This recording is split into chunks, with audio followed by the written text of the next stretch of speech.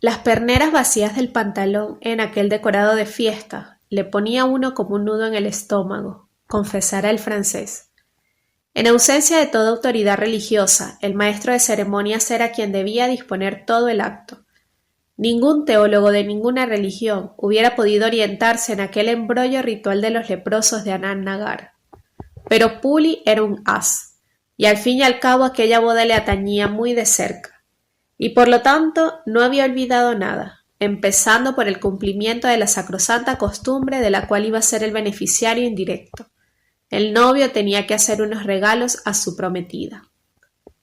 Paul, gran hermano, tú que eres el testigo tienes que llevar los regalos de Anonar a Mita, dijo a Lambert. Y subrayó estas palabras con un guiño que quería decir: al menos si los llevas tú, estaré seguro de que no va a desaparecer nada por el camino. Entonces Anonar sacó de su jergón una serie de paquetitos envueltos en papel de periódico y atados con gomas. Cada paquete contenía algún adorno o aderezo. Aparte de 3 anillos de plata de verdad, el resto era más bien pacotilla de bazar, una sortija para los dedos de los pies, unos pendientes, una piedra para la nariz, un collar de ámbar y una matica, la diadema que llevaban las matronas. De todas formas, la elección de aquellos regalos ya había sido acordada entre Puli y Anonar. A las alhajas se añadían 2 saris, varios tubos de cosméticos y una caja de golosinas de canela. Puli lo puso todo en una cesta y lo tendió a Lambert. Luego llamó a la escolta. 8 leprosos tocados con chacós de cartón rojo y vestidos con chalecos amarillos con alamares y pantalones blancos entraron en la choza. Eran los músicos. 2 de ellos sujetaban entre sus roídas falanges palillos de tambor, otros 2 unos címbalos y los 2 últimos unas abolladas trompetas. Puli levantó su chistera y la pequeña procesión se puso en marcha en medio de un bullicio de carnaval. Tan majestuoso como Baltasar rumbo a Belén, Paul Lambert avanzaba con su cesta de ofrendas sobre la cabeza, atento a no resbalar en una cloaca con sus babuchas en forma de góndola. Puli estaba tan orgulloso de exhibir su invitado de honor ante toda la colonia, que hizo que el cortejo diera varias veces la vuelta al barrio antes de penetrar en el corralillo de Mita. La visión que esperaba a Lambert en aquel cuchitril donde había pasado tantas horas confortando a los malditos del slum era tan insólita que se preguntó si no era víctima de una alucinación. Todo el patio estaba cubierto de velos de muselina y tapizado de guirnaldas de claveles, de rosas, de flores de jazmín. Alimentadas por la electricidad de un generador que había alquilado especialmente para la fiesta, sartas de bombillas iluminaban el patio con una claridad que jamás había conocido. Dibujado con polvo en el suelo, una alfombra de rangoli brillaba como un encaje de mármol. Era algo soberbio. Lambert entregó su cesto de ofrendas a una de las matronas que montaba guardia en la puerta de la choza de Mita. Luego, arrastrado por Puli y la fanfarria que rivalizaba en ardor con los berridos de los altavoces, volvió a domicilio de Anonar. Era casi medianoche. Era la hora propicia en la que en el cielo el día está a caballo sobre la noche. La ceremonia podía empezar. No había yegua blanca enfundada en oros y en terciopelos para conducir al lisiado hasta el patio recubierto de muselina en el que le esperaba la novia Mita, con la cara tapada por un cuadrado de algodón rojo, pero su sillón decorado de flores y llevado como un palanquín por otros 4 leprosos, bien podía compararse con la mejor de las monturas.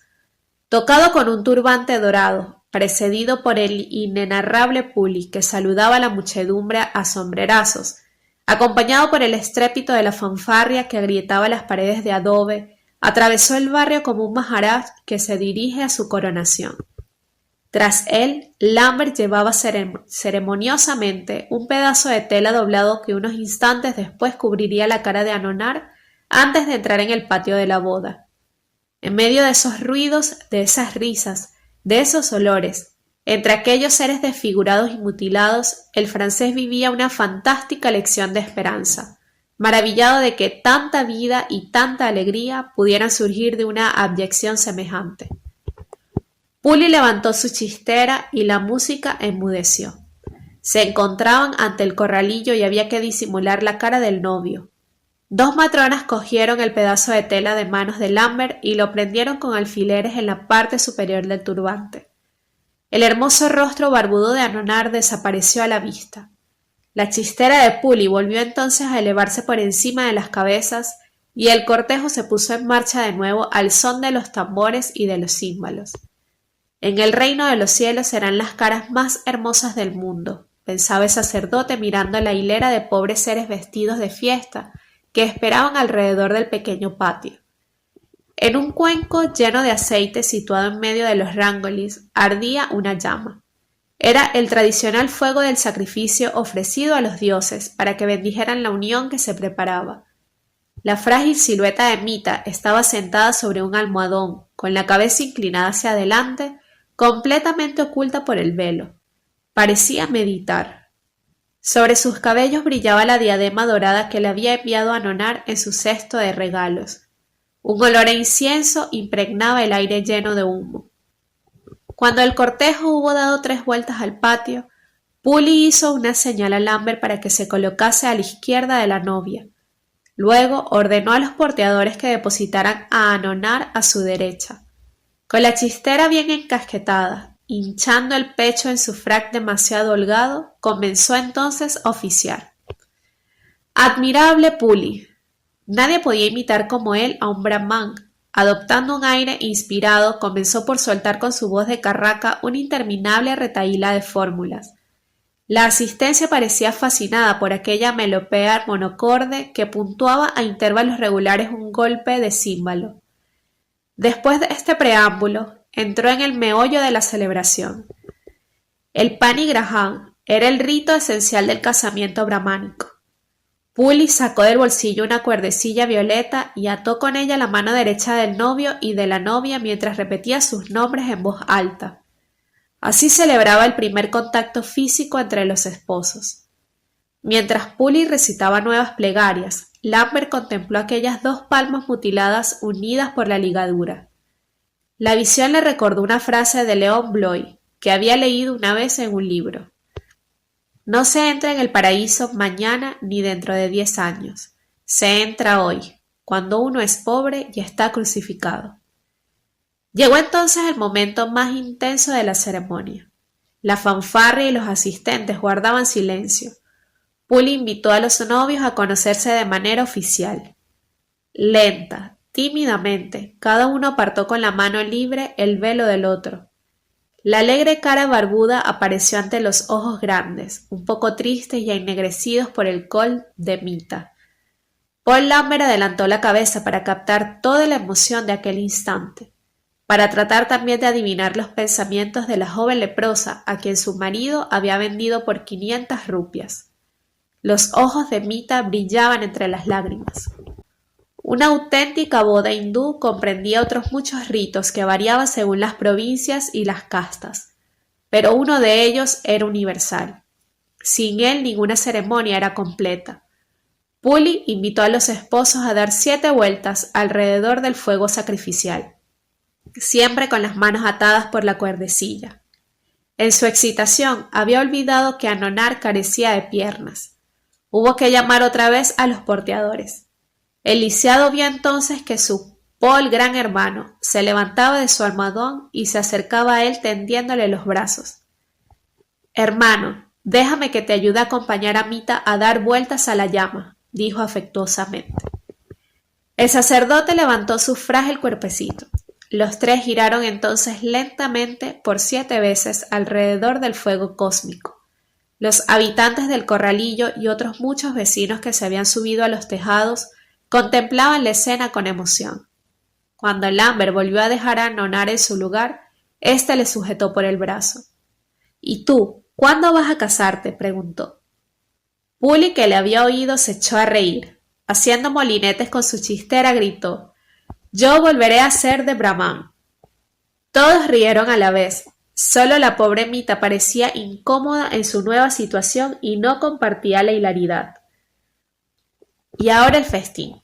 A una señal de Puli, unos niños trajeron pilas de hojas de banano que repartieron entre los presentes. Enseguida salieron de los cuchitriles unas mujeres cargadas con fuentes humeantes de arroz, de hortalizas, de pescado. Con un cazo en la mano, unas muchachas empezaron a servir.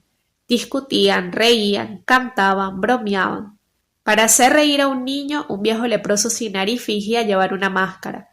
Un olor a especias se esparció por el patio a medida que se llenaban las hojas de banano. Se servía hasta a los vecinos que estaban en los tejados. Los altavoces berreaban hasta el punto de hacer vibrar las tejas. Soberbios de aspecto, en sus almohadones, los recién casados y Lambert recibían el homenaje de la comunidad ante la jubilosa mirada de Puli que multiplicaba sus payasadas. Cada 5 o 6 minutos desaparecía para volver un instante después aún más excitado. Lambert no tardó en adivinar a dónde iba. El alcohol. La fiesta estaba a punto de convertirse en una monumental borrachera. Las botellas de Bangla, que hasta entonces habían permanecido ocultas en el fondo de los chamizos, empezaban a circular entre los invitados. El efecto de la bebida fue inmediato y completamente inesperado. En vez de tumbar a aquellos organismos subalimentados y enfermos, aquella brusca ingestión de etilo los electrizó. Los leprosos que podían tenerse en pie se levantaron de un brinco y se pusieron a bailar. Unos muñones se unieron a otros en una zarabanda endiablada que serpió por el patio entre las risas y los víteres del resto de los asistentes. Había niños que se perseguían corriendo entre risas jubilosas. Sacudidas a su vez por copiosos tragos de Bangla, las mujeres se lanzaron a unos alocados bailes en coro, girando como peosas por todo el patio. ¡Cuánta energía! ¡Cuánta vitalidad! ¡Cuánto entusiasmo por vivir! Una vez más, Lambert estaba maravillado. Que no volvieran a decirle que los leprosos eran un atajo de apáticos, un hormiguero de desechos humanos, unos guiñapos resignados. Aquellos hombres y aquellas mujeres eran la vida con mayúsculas, la vida que palpita, que se arremolina, que se estremece, que se agita, la vida que vibra como vibraba en toda aquella ciudad bendita de Calcuta. Entonces se produjo algo pasmoso. A una señal de la chistera de Puli, los bailes cesaron bruscamente, los cantos y los gritos disminuyeron antes de enmudecer por completo. Las guirnaldas de bombillas se apagaron de golpe. El generador se detuvo tras un último hipido. Eran las tinieblas. Un manto de silencio cayó sobre todos. Ni un ruido, ni una palabra. Hasta los niños habían callado. En su almohadón de honor, Paul Lambert retenía la respiración. ¿Por qué aquella súbita oscuridad? ¿Por qué aquella inmovilidad? Entonces distinguió sombras que se deslizaban entre la negrura y que entraban en las diferentes viviendas que daban al patio. Otras avanzaban a tientas sobre los tejados. Otras se fundían con la sombra del suelo. Los recién casados habían desaparecido de su lado. Aguzando el oído, captó débiles murmullos que parecían gemidos, o mejor dicho, lamentos.